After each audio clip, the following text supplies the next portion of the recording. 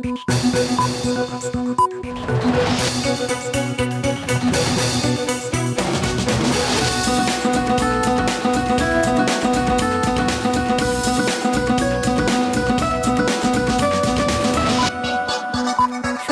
স্বাগত মাছরাঙা সংবাদে। আপনাদের সঙ্গে আছি আমি সুমাইয়া সাজ্জাদ।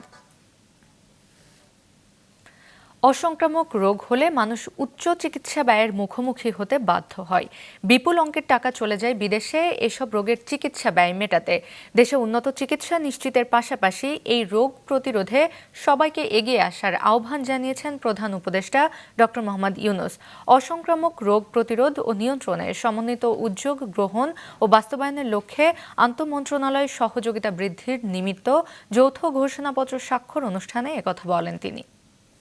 বাংলাদেশে মোট মৃত্যুর শতকরা ৭১% ঘটে অসংক্রামক রোগের কারণে। এর মধ্যে শতকরা ৫১% মানুষের মৃত্যু হয় ৭০ বছরের বয়সের নিচে, যাকে আমরা অকাল মৃত্যু হিসেবে বিবেচনা করে থাকি। অসংক্রামক রোগ হলে মানুষ উচ্চ চিকিৎসা ব্যয়ের মুখোমুখি হতে বাধ্য হয়। তাই অসংক্রামক রোগের চিকিৎসা ব্যবস্থাপনা যেমন উন্নত হওয়া জরুরি, তেমনি রোগগুলো যেন কম হয় অথবা একেবারেই না হয়, সেজন্য উপযুক্ত জনসচেতনতা এবং প্রতিরোধ এবং নিয়ন্ত্রণ ব্যবস্থা গড়ে তোলা দরকার। জুলাই আগস্টে মানবতা বিরোধী অপরাধের মামলায় সাবেক প্রধানমন্ত্রী শেখ হাসিনা ও সাবেক স্বরাষ্ট্রমন্ত্রী আসাদুজ্জামান খান কামাল সহ ৩ জনের বিরুদ্ধে ৬ষ্ঠ দিনের সাক্ষ্য গ্রহণ শুরু হয়েছে আজ। আন্তর্জাতিক অপরাধ ট্রাইব্যুনাল একের চেয়ারম্যান বিচারপতি মোহাম্মদ গোলাম মুর্তজা মজুমদারের নেতৃত্বাধীন ট্রাইব্যুনালে এ সাক্ষ্য গ্রহণ চলছে। মামলার একমাত্র গ্রেফতার আসামি এবং রাজসাক্ষী পুলিশের সাবেক আইজি চৌধুরী আবদুল্লাহ আল মামুনকে সকালে ট্রাইব্যুনালে হাজির করা হয়। এর আগে গেল সোমবার ৫ম দিনের সাক্ষ্য জেরা শেষ হয়। সেদিন ৩ সাক্ষী নিজেদের জবানবন্দি দেন।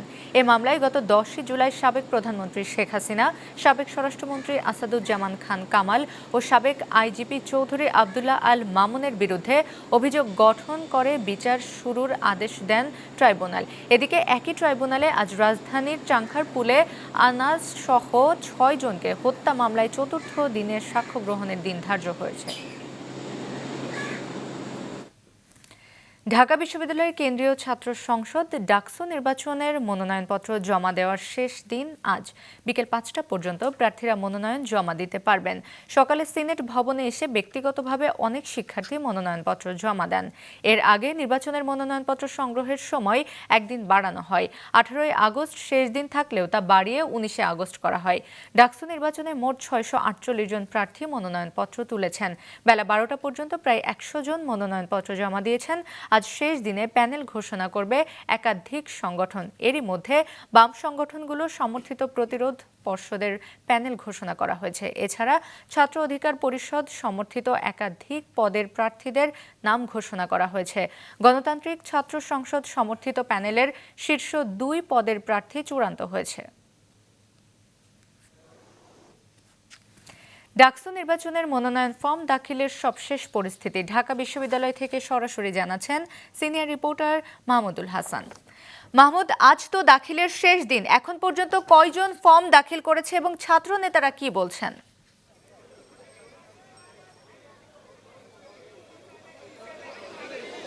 সুমাইয়া, সকাল থেকে না, গত কয়েকদিন যে মনোনয়ন দাখিলের শেষ দিন আজকে বেলা 12টা পর্যন্ত, এখন পর্যন্ত আমাদের কাছে সর্বশেষ খবর আছে যে প্রায় 100 জন শিক্ষার্থী এককভাবে অথবা প্যানেল নিয়ে, তারা লোকজন নিয়ে সব শিক্ষার্থী তারা মনোনয়নপত্র দাখিল করেছেন। সেই সঙ্গে গতকাল যেহেতু মনোনয়ন ফর্ম তোলার শেষ দিন ছিল, সেখানে গতকালকে 648 জন শিক্ষার্থী নানা পদ নিয়ে তারা সেই মনোনয়ন সংগ্রহ করেছেন। এবং সেই সাথে আজকে এখন পর্যন্ত ছাত্র দলের পক্ষ থেকে সংবাদ সম্মেলনের কথা বলা হয়েছিল।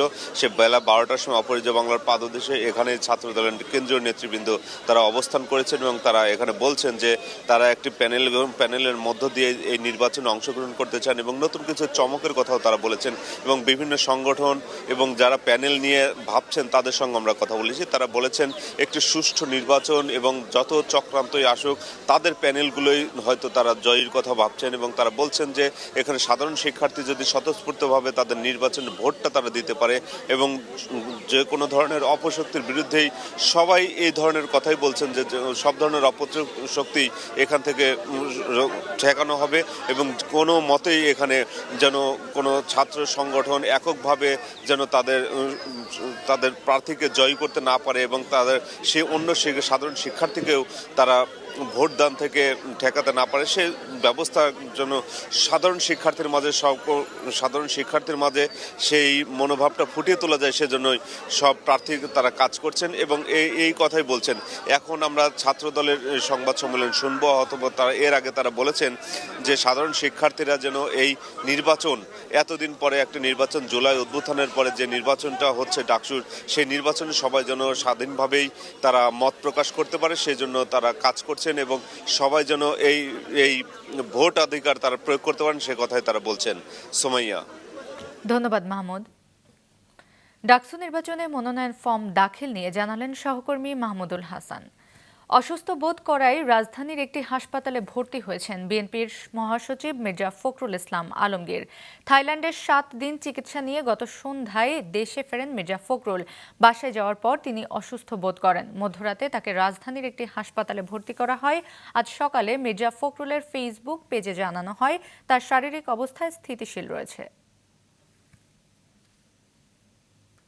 গাইবান্ধার সুন্দরগঞ্জে তিস্তা নদীর উপর 1490 মিটার দীর্ঘ মাওলানা ভাসানী সেতুর উদ্বোধন হবে আজ দুপুরে। সেতুটি উদ্বোধন করবেন স্থানীয় সরকার, পল্লী উন্নয়ন ও সমবায় মন্ত্রণালয়ের উপদেষ্টা আসিফ মাহমুদ সজীব ভুইয়া।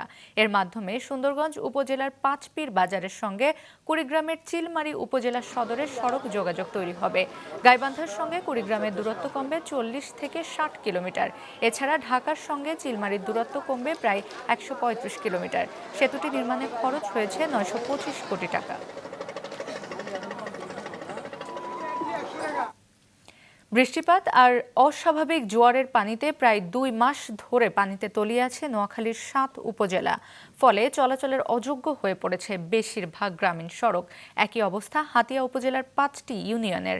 নোয়াখালী জেলা রিপোর্টার মিজানুর রহমান রিয়াদের পাঠানো তথ্য এবং ছবি নিয়ে ডেস্ক রিপোর্ট।